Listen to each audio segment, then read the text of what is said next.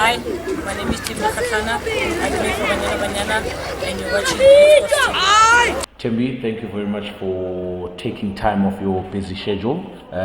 We appreciate you sitting down with us at Grit Sports.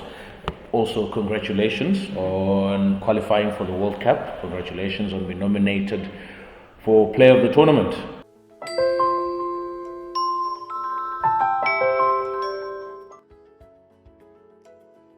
All right. Tell us a bit, about yourself, your background, where you grew up, schools you went to, and how much of an influence has your family played in the role of you being where you are today? Hi, my name is Thembi Kgatlana. I'm 22 years old. Born in Motlakeng, in Mohapi Street. I still have both my parents, Constance and Gabriel Kgatlana, and my siblings, two brothers, Mpho and Dumelo. I started playing soccer just outside in those fields with boys. And this is Motlakano Primary School. It's closer to home. Can you please tell us a bit about your influence on Thembi? When did you first see her, and what made you decide or think that this girl has any potential? Thank you, and thank you for the offer that time that you made for me to give you a background on Thembi. Thembi started school at Motlakano. Oh, by the way, my name is Dumelo Banda. Thembi started grade 1 at Motlakano, and she happened to be one of those students or learners who would be playing soccer with boys, and we really never thought of it as something that would take her far. But I think at grade 3, if not grade 4, she started playing with the boys, and I would often reprimand Thembi, no, go and play with the girls netball. This is for boys because they are going to be rough on you. But she would insist on saying, no, sir, I would like to play soccer too, and that's when we gave her the opportunity. Throughout the years, she showed that she was a prolific striker. And most of the time she would earn awards for being the top strikers in different age levels. Yeah. And besides that, as a student, she was very disciplined, easy to work with, and also helping other learners. And I went to play soccer with Napoli FC, which is just down the road. The fields are there with the boys. I was the only girl at the time. And Mr. Banda didn't want me to play with the boys. He wanted me to go play netball, but for some reason I kept on going, and he kept on chasing me until he couldn't stop anymore. And after finishing my primary school, I went to AB Pukumpe Senior Secondary, and I stayed there till grade 10. And then from grade 10 I moved to the High Performance Center in Pretoria. To finish my matric there in 2014, and since 2014 I joined Banyana under coach Vera Pau. Seeing her now playing for Banyana, for example, how does that make you guys feel? Seeing that you've seen her, you've watched her grow up in front of you. Seeing now that she's playing for Bafana and she's done well, she's actually won Player of the Tournament. How does it make you guys feel? Yeah, it gives us a great pleasure that at least the school has also contributed in producing one of the national soccer players, especially with women, because if you can look into the news and women's soccer is not that much given first priorities in South Africa. But we are very proud of her, and we hope she'll reach greater heights in her career. Now, basically, you say you've been playing soccer and there weren't a lot of girls involved back then. Were you not intimidated in terms of playing with a lot of boys due to physicality, if I may call it that? Was that not intimidating for you? I was not intimidated at all because it was boys. Not I considered myself as a boy, but I loved what they were doing. Girls would be sitting in class, having conversations, and I didn't feel part of it. I just wanted to run after the ball, just kick it, and then during our halftime breaks or when the teachers not, they would talk about, this guy did a certain style and I want to try it. So yeah. So you guys would have conversation at school about maybe Orlando Pirates, Kaizer Chiefs, Sundowns. Who do you support, by the way? Now, I'm a big Cape Town City fan. Oh, is it? Big Cape Town City fan. Okay, in Flu, you like what Benny is doing, and Even before Benny came into the team, I loved how Cape Town City came into the PSL with a new franchise, okay, having to win the Telkom knockout, and I love the way they play football. You know, Okay. there's certain players that I used to look up to, like Uwe Bringoma. You know, me and him have almost the same ball game, but then Okay. he left. Now I look to Tabono Data, even though he's a middle fielder. You know, I really love short people because we are being taken for granted. for granted Yeah. because of our height. But Fair. in football, it's not about height. You look at Messi being one of the Yeah, best players. and he's not one Yeah. of the tallest people around. Exactly. Cool. Tell me now about your family structure, family environment. How did they receive the info or the information that you were about to take up soccer and not play all the other so-called normal sports for girls? My mom was an athlete, so because of my speed, she wanted me to be an athlete. But my dad was a soccer player, and he was okay with me playing. But I think my mom was more concerned about me being the only girl playing in a dangerous space with boys, you Yeah, know. So 100%. my mom was concerned more than anything. And at first, when I started, she didn't support me until she saw me playing soccer, going to small tournaments. So she saw the progress, Yeah. and that kind of made things die down a bit. Yeah. And I mean, how does she feel now, currently, seeing you on national television? My mom is very proud of me, but she actually, even my dad, they don't show it because they live with me. You know, people will be busy saying your child is a star, this and that. My mom is just okay with it. That I grew up at home. I'm playing with them. At home. Yes, you know. No, 100%. You'll always remain the child, no matter how many accolades or achievements you receive. And now with your schooling structure, who are the main role players in terms of getting you to not give up, in a way, to not give up in the career or the sport that you love so much? Who were the role players for you in your high school? In my high school, I think things started changing when I went to the High Performance Center Okay. in Pretoria, where I was scouted by Coach Skesheke Chamkonza and Anamonati. Here in Mohlakeng, there were trials, and they scouted me for under 17. Since then, I think Coach Cheryl Bottas is the coach that really developed me to be where I am today, because she was with me day in and day out for the last 3 years of my high school in Pretoria, grooming me. And I remember this one time she wrote a letter at home that we bring her back home because she can't head, you know. What kind of striker plays soccer and can't head? And you know, that really, she used to challenge me, and she knew that my parents have a huge influence in me, that they're going to make me try to head. And since then I've improved in a lot of things under Coach Cheryl Bottas. Okay, so she played quite a vital, but now can you head? I can head. Janino's surprised that I can head, but I don't even You've have worked a goal. on it. Yeah, I've been working on it, but I don't have a goal with the header.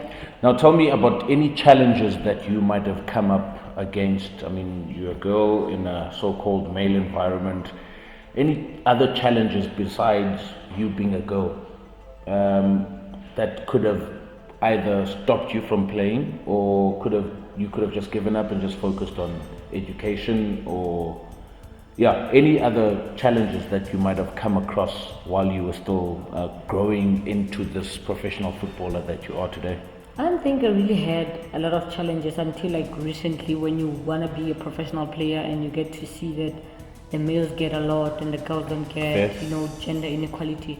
Besides that, when I was growing up, I really didn't have much challenges. I used to enjoy myself, and the fact that the boys would welcome me in their space was more than enough to me, because I really didn't have quite a good relationship with girls, because every time they were talking, I felt like, okay, I don't want to be part You're of not that. interested. Yeah. So I really didn't have a lot of challenges. I just grew up loving soccer and playing soccer. Awesome. Just one more question now. Would now the school look into having maybe an only girls teams that can start playing at such at grade 3, grade 4 levels? Basically, we do have a girls team, though it's mixed because most of the girls are not that much into soccer. Yeah. But at least we have got one other potential learner in Lebogang Seso. She's a grade 5 learner and also does very good. All right. Thank you very much, sir. Thames, we've been through your high school, primary school, high school, the way you've grown up and your participation in football. And now we just want to focus on the first time you got picked or chosen for the under-17 national team. Do you still remember that day? I still remember that day. It was a Saturday of 2010. A Saturday of 2010 when I was chosen. There were trials yet. I remember the World Cup was going on. Yeah. And then the following year I joined the U17 and I was chosen by Coach Anna Monati and Coach Joseph Nkonza. And then in 2012 I was chosen to go stay at the High Performance Center, and the very same year, 2012, I was chosen to play for the U20 under Coach Cheryl Botes. Not moving too far ahead, do you still remember how you felt? I mean, that moment they gave you, I don't know whether they gave you a call, sent you an SMS or wrote an email. How did you receive the news for the under-17? For the under-17, I just got a call up from SAFA through my regional office of Fontaine, and I was contacted to go to the U17 trials. I think I was still young, so the expression was not so much. It felt like I'm going to one of my weekend games. That's all you felt? That's all I felt. Interesting. And then now you get selected for the under-20. There's obviously something that the coaches are seeing in you, the talent that is there. I mean, how was it being in a national setup from an under-17 to an under-20 level? I think it was amazing because you get to have attention from the coaches. You know, they see you from home where they just see potential in you, but as time goes by, they need to groom that potential. They need to nurture it to say, you need to be physically fit, you need to be eating this. This is the kind of training you need. So they're building on what you have as a player, and that has been a good experience for me having to move from U17 to under-20. And then now the day you get selected for Banyana, how was that compared to the other two, under-17, under-20? It doesn't seem like you were too ecstatic with the age group level, but then you get selected for Banyana. How was that for you? I think I was very, very happy. Okay. Because I was still young. I was dreaming at that time at under-20. I had dreams, and I was dreaming to be selected for Banyana, and I kept telling myself that your time will come, and only when I was 18 years, Coach Vera Pau saw me at the High Performance Center and said, I remember Banyana was in camp at that time, and I was like, if not this year, maybe next year I'll be able to play. But when I came back from the June holidays of 2014, my first day at school, I got a call up from Banyana manager to say that I need to be in camp. So I thought it was a prank, these things. And my headmaster had to call the manager and confirm that it was true, and indeed it was true, and I had to leave. And at that time it was difficult because I was doing my matric, and the school was more worried about me living closer to the prelims and not being prepared for the finals. For the exams, yes, definitely. I mean, how did you manage to be able to play both roles? I mean, you were a student, you get selected to camp, and your teachers are worried about you not being able to progress through your matric, basically. I mean, how did you manage to handle both at that particular time? I mean, you are happy, you are representing the national team here, and you've got so many things on your plate. So how did you manage to play both? I think it was not so difficult because going into HPC doing grade 10, and they teach us how to manage time. Oh, okay. So in the mornings, we would train twice a day. So in the mornings around 5 to 6 a.m. you have training. And then the school would start at 9:30. So you had almost early morning to do your training.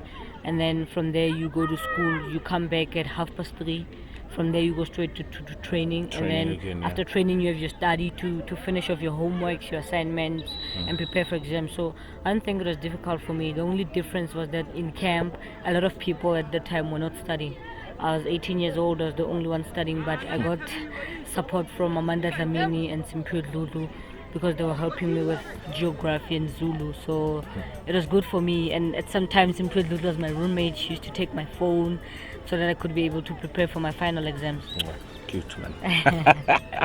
So how is your Zulu? Zulu sakho sinjani? Good, I got a distinction. I didn't Hello. even study. So Hello. It was easy. Nice, man, nice. So now tell me, you are currently playing some football, or you've been spotted by an American team, Houston Dash. Yes. And how did that come about? I mean, not a lot of Banyana players get to go play overseas. For you personally, how much of an impact has it had on you as a football player and as a woman football player as well? You know, I think going to Houston made a huge impact on my life because I started playing for Banyana in 2014, Yes. and then immediately straight I went to the AWC. So this year's AWC was my third one, and I think this year also at the AWC I really made an impact because I was with Houston Dash. You know, being a professional player, you get to reap a lot of benefits because you train every day, you are physically fit, you're mentally fit, you're prepared. There's tactics and techniques that you learn from the coaches, and the game time as well also makes a difference in a player. And I think playing for Dash has really groomed me, also extending from the academy Thembi to the Thembi now. so now basically, would you say that has helped you in scoring the 5 goals that you did, that you did in the AFCON? It did, because I mean, if I was not with Dash, I wouldn't be this physically fit. You know, Okay. I was with UWC. Yes, I was fit to a certain point, but like I said, with Dash, you train 7 days of a week. You play in between on Wednesdays and Thursdays, very tough matches, and I think that has really improved my fitness levels, because in AFCON I was able to maintain my body to feel if I still need to go a little bit harder or if I need to get proper more recovery. So I think that really helped me a lot. And how competitive is it compared to our local football that we play over here? The league in US is considered to be the best in the whole world. I mean, even not in Europe or in Asia or anywhere in the world, because we have 9 teams and Yeah. all of them, 9 of them are competitive. You don't find 1 or 2 teams dominating and then the other ones are still trying to find their place. Yes. I mean, everyone is competitive, and that shows the quality and the quantity of women's football and growth in the US. Cool, man. Now tell us of your Banyana experiences. You get selected. Clearly, that played. I mean, there was a bit of more jubilation from your part from being selected to Banyana. How have things changed for the best in the past year or two in the Banyana? Because we've seen a different Banyana in the past couple of months, to be honest. And you guys seem to be quite competitive. You guys seem to be quite able to match up the likes of your Nigerias, your Cameroons, who seem to be quite physical, you know, and quite tall in structure as well. I mean, you guys have managed to be able to close them down or close up the gap between the two, or between the northern nations or West African nations to our southern African nations. I mean, how much of a difference is there that has happened now from the past couple of years since you've been in the structures of Banyana? I think it's preparation. You look at other past years that I've been with Banyana, you see how we always get a week or 2 to prepare for a tournament such as AFCON. Yeah. But this year, actually it started last year when the whole December when we got programs from Coach Desri, urging us, to start the journey to qualify for the World Cup. And it was difficult. I mean, it's December, everyone is having a good time, and you have to wake up, you have to train, you have to be fit, because we had a friendly game against Sweden in January. And I think that way SAF and Sasol really prepared as well, because we played almost about 12 international games for us to be here. And if you look at the likes of Nigeria and Cameroon, they haven't been in camp so much, and even if South Africa doesn't have a professional league, if we stay together, we understand each other like we did this year, things are much easier if you play a tournament, because you understand each other. 100%. Awesome. And now seems like there's quite a bit of a topic that is quite close to you at heart, in terms of the male and versus female football for the national teams. What difference can one make to bring the levels of the scale levels to be balanced between male and female sports? I mean, you guys have done so well, and yet you're not at the male level yet, in terms of salary, in terms of sponsorships, in terms of quite a lot of things. I mean, how can we alleviate such things? I mean, what do you have to say about women in sports? I think we need to look at the corporate side of the country. Yes, SAFA is the body for football in South Africa, but they can only do up to so much, and they can't be blamed for everything that's going on, the differences between the males and the females. But you also look at the sponsorship that the males have. Males have Castle, which, I mean, if you go out now anytime in the street, someone is drinking a beer. That means Bafana is going to be rewarded with whatever that profit that Castle is making. On the other hand, you look at Sasol.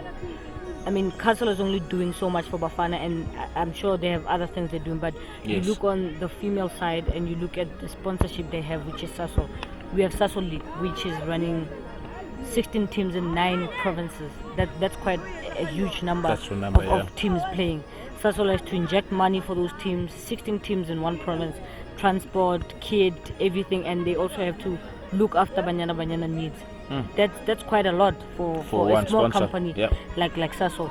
But if you get more bigger companies coming in to be able to support what Sasol is doing, to say, okay, Sasol, since you're doing this for Banyana, we'll help you out here and there, and that would mean a lot, and it would make such a huge difference. Because Bafana only has Castle. You look at their league, they have PSL, so it's 2 different big companies helping the boys.